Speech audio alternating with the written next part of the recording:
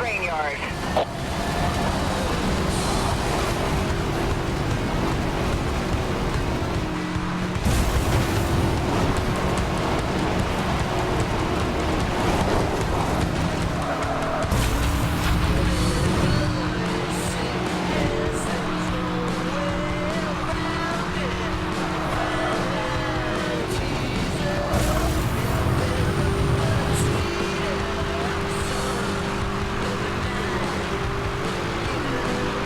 Pursuit in progress. Suspect turned on the South Face Drive.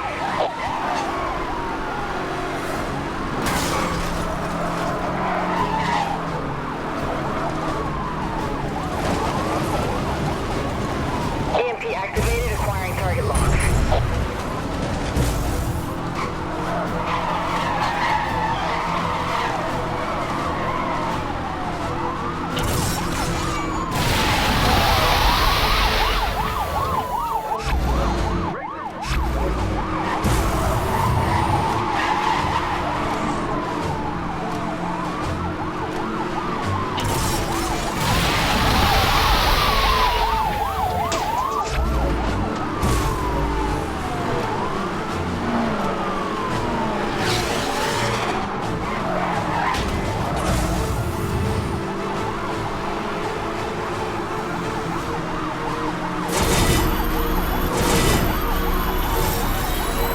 Monitoring spike strip release in your area. Proceed with caution.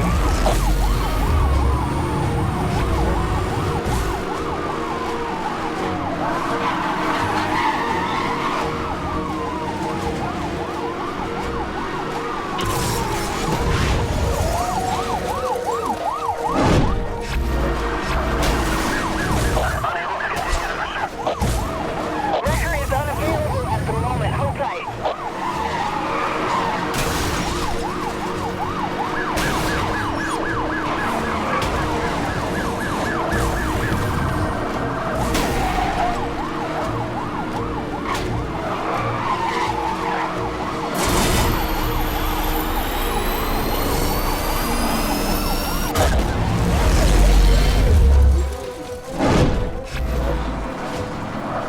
I got a major wreck here.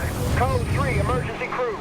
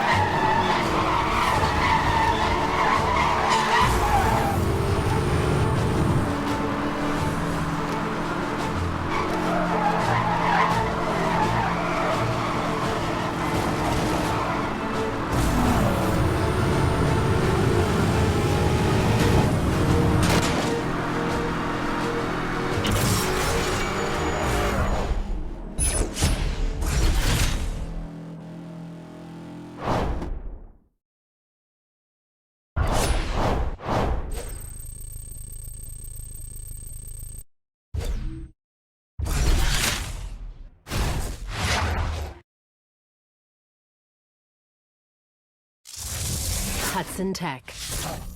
Cutting-edge aftermarket automotive technology. Whatever supercar you drive, there's always a time you need an extra gear. Using our latest turbo drive technology to deliver an on-demand injection of awesome power to get you out of any delicate speed enforcement situations.